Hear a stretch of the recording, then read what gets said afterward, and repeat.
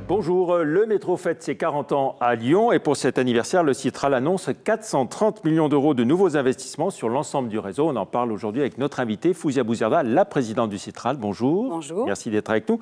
Alors j'ai envie de dire, après de gros investissements métro sous Francisque Collomb et Michel Noir, on a eu de lourds investissements tramway sous Raymond Barre. Aujourd'hui, priorité est à nouveau donnée au métro. Oui, c'est-à-dire que ça nous permet de poursuivre le développement du réseau et puis surtout d'entretenir du matériel et de répondre aux demandes en faisant évoluer l'ensemble des rames. Il faut renouveler, acquérir. Donc on a à peu près de 30 rames qui seront renouvelées, qui seront climatisées, automatisées et qui apporteront un peu plus de confort au métro. Alors, climatisation, automatisation, nouvelle rame plus grande, vous l'avez dit, augmentation des capacités sur les différentes lignes, la 3G, la 4G dans le métro. Finalement, il y aura tous les attributs d'un bureau mobile, finalement. Alors, on pourra y travailler dans ce métro. On pourra y travailler, on pourra être connecté en fait dans ce métro. Et ça répond aussi à des attentes qui sont importantes.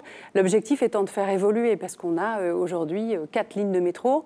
Et les rames seront déportées, par exemple, sur la ligne A. Et c'est l'objectif de toujours entretenir. C'est un patrimoine important. On a à cœur de le renouveler. On l'a vu avec le funiculaire récemment.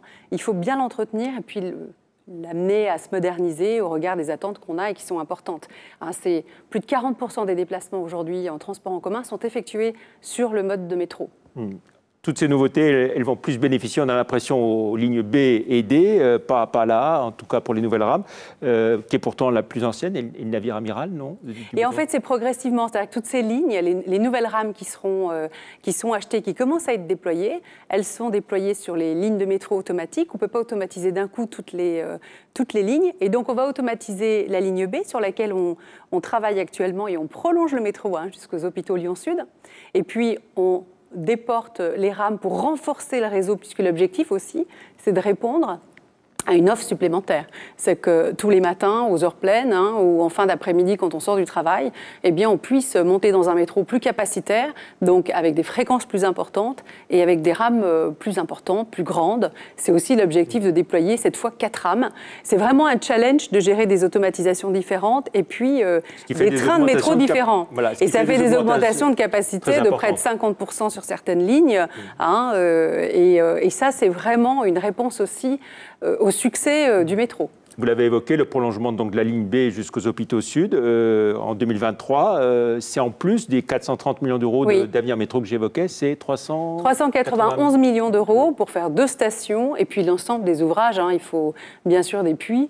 Et puis, il faut apporter le tunnelier qui viendra creuser. Tout ça avec une compétence et une acuité technique très forte. Voilà. Et puis, au-delà de tout ça, il y a aussi la ligne E, très attendue par les élus de l'Ouest lyonnais jusqu'à Étoile d'Alaï. On sait d'où il partira, ce métro, plutôt Bellecour, plutôt les terreaux? Alors, c'est justement le pari. Donc, on a eu l'étude de faisabilité. Ce métro est-il faisable, finançable? Oui, il est faisable et finançable. Et l'objet des études qui sont actuellement poursuivies, c'est justement de déterminer précisément où mettre les 5 ou 6 stations. Est-ce qu'on s'accroche à Hôtel de Ville? Est-ce qu'on s'accroche Place Bellecour?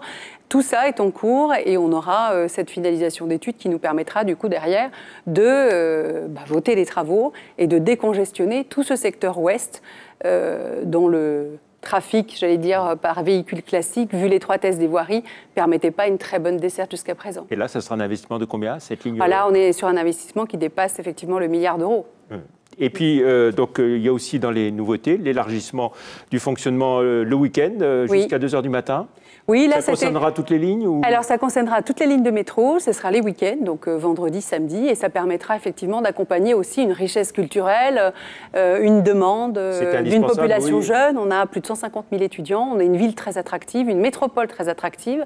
C'est aussi de répondre à ces attentes-là et de pouvoir accompagner ces nouveaux usages. C'est aussi un peu l'esprit avec ce que nous avons aussi en accompagnement de 4G. Le métro jusqu'à 2 h du matin, c'est le week-end à partir de 2019, la rentrée septembre 2019. Oui, c'est ça, parce qu'il faut pouvoir finaliser tous les travaux. Vous l'aviez dit, Avenir Métro, c'est de l'automatisation, c'est du déploiement de 4G actuellement en cours, c'est de la maintenance de voies, donc c'est une vraie ruche. Et donc, il faut finir aussi, permettre aussi à tous les travaux de se réaliser en même temps. Et donc, fin 2019, nous pourrons surfer, même dans le tunnel et même dans la rame roulante embarquée. On se souvient que lorsque le tramway a été relancé à Lyon par Raymond Barre et Christian Philippe, les élus d'alors mettaient en avant le fait qu'un kilomètre de tramway, ça coûtait 3 à 4 fois moins cher qu'un kilomètre de métro. Vous confirmez ce Ah oui. ce chiffre? Alors après, c'est des choix. On a la chance d'avoir un réseau très diversifié et le plus diversifié de France. On a tous les modes différents.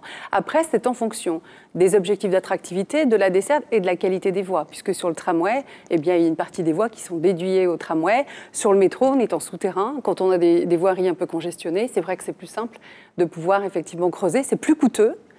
Mais c'est un autre objectif qui est poursuivi avec un métro, l'objectif étant d'assurer l'équilibre de tous les modes. Et d'un mot, comment sont financés ces investissements Alors, ils sont financés d'abord par le versement transport pour 40%, par les recettes des usagers, qui représentent à peu près 28% du coût du transport, et puis par les collectivités locales, la métropole bien sûr, et puis les autres collectivités adhérentes au Citral. Très bien. Merci beaucoup, Fouzia Bouzerda, d'être venu nous présenter tous ces investissements concernant le métro. Merci, au revoir. À vous.